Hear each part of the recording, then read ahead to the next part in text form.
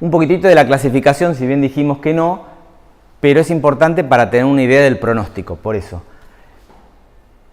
Hay cierta discusión de cuándo ponemos el nombre de ese tipo de parálisis.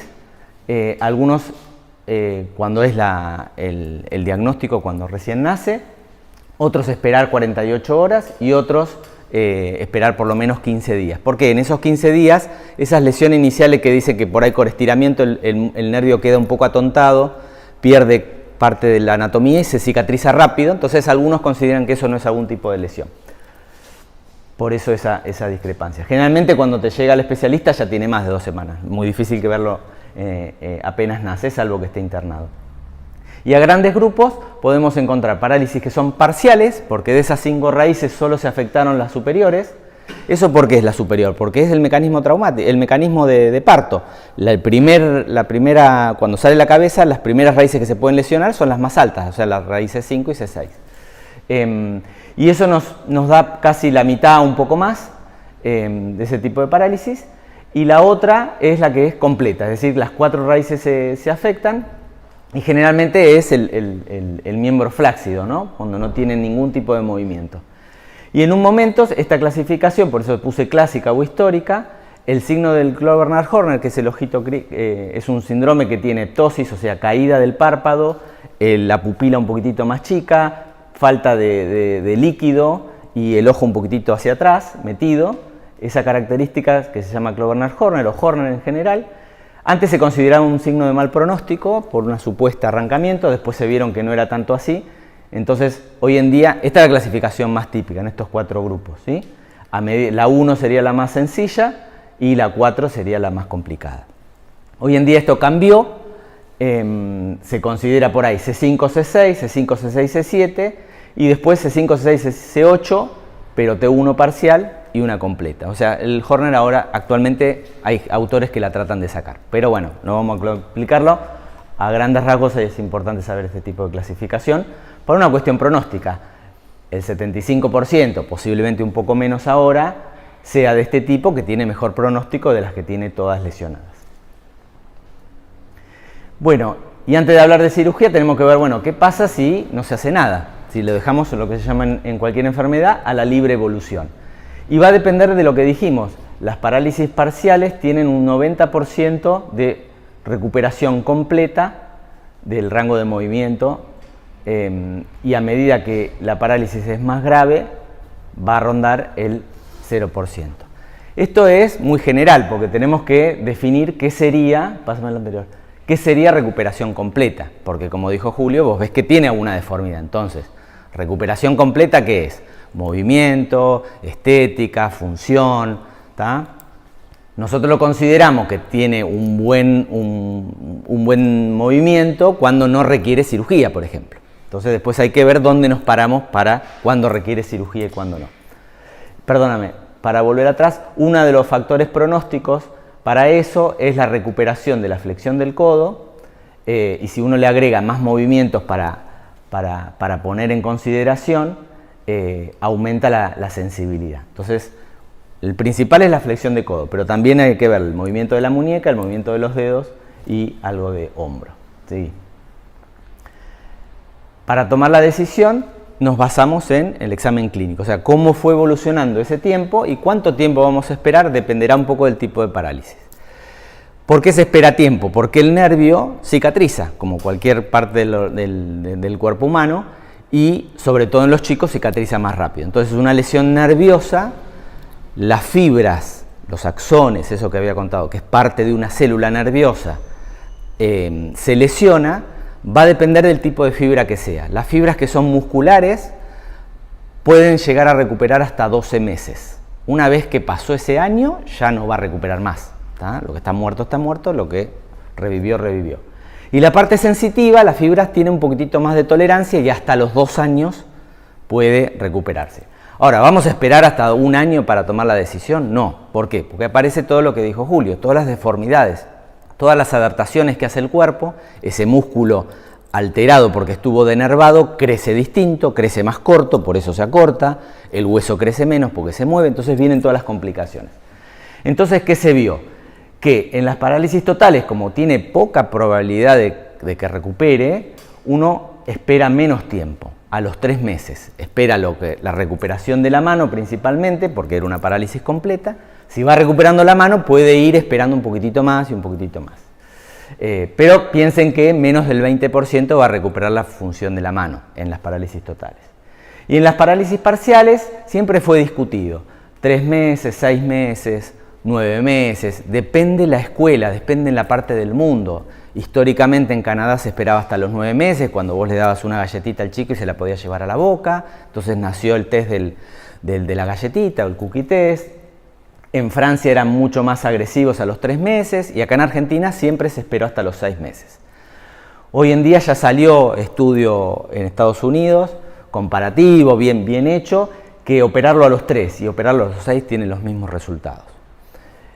Y lo que se decía acá, que la mayoría de los chicos recupera la flexión de codo en este tipo de parálisis entre los 5 y los 6 meses. Entonces, si lo operábamos, hacíamos el corte a los 3, estábamos operando un poquitito de más. ¿Tá? Parece más razonable, pero igual esto es algo dinámico. Cada caso hay que ir viendo cómo va, si hizo rehabilitación, si no hizo rehabilitación, porque eso va a depender también del pronóstico. Yo tengo chicos que no se hicieron rehabilitación, vienen a los 2-3 meses y tiene indicación quirúrgica. Pero bueno, nunca hizo rehabilitación. Le hago rehabilitación y a los 3 meses había recuperado todo. Entonces, a veces uno tiene que indicar en cada caso particular. Pero a rasgos generales tengan idea de que no es lo mismo una parálisis completa que una parcial como para tomar la decisión.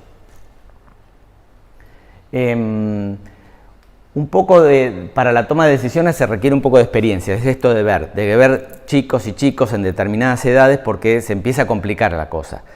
Cuando nace son todos iguales, porque la parálisis la tuvo, salvo bueno lo de la mano, eso que dijimos, pero después cada uno va a recuperar distinto. Entonces vos ves al mes o cuando recién nace son parecidos y los citaste porque generalmente tienen el mismo tiempo, los citás al mes y uno evolucionó más que el otro y al tercer mes uno recuperó y no necesita cirugía y el tercero sí.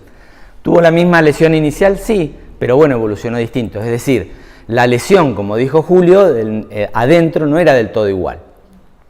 Uno lo esquematiza con eso de que se estira, se rompe o se arranca para hacerlo más sencillo, pero ustedes piensen que hay muchas fibras por cada nervio y que es una lesión que en una parte del nervio va a ser estiramiento, en otra va a ser arrancamiento y en otra va a ser ruptura.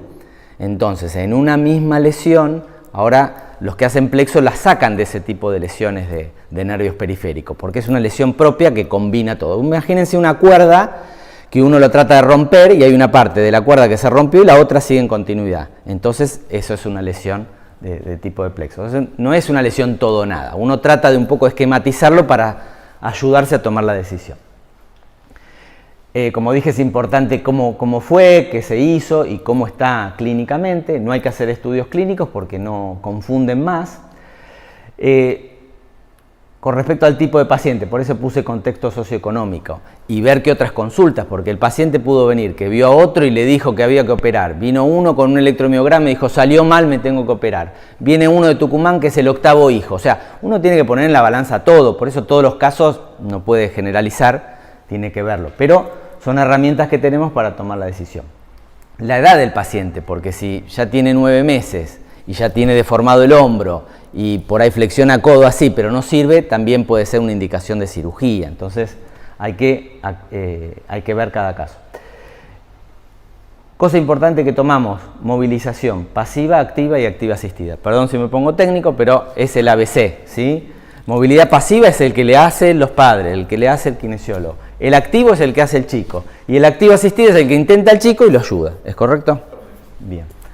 ¿Por qué es importante? Porque si nosotros tenemos movilización pasiva disminuida, o sea, está duro la articulación, ya nos cambia el panorama. ¿Qué lesión tenía y cuál tiene ahora? Si tuvo algún factor pronóstico malo, como el Horner, como vimos. Y existen score y protocolos tratando de decir, bueno, tratemos de normatizar así todo el mundo, hacemos el mismo protocolo. Y existen, pero bueno, en la práctica es difícil porque nos guiamos mucho por la experiencia, ¿sí?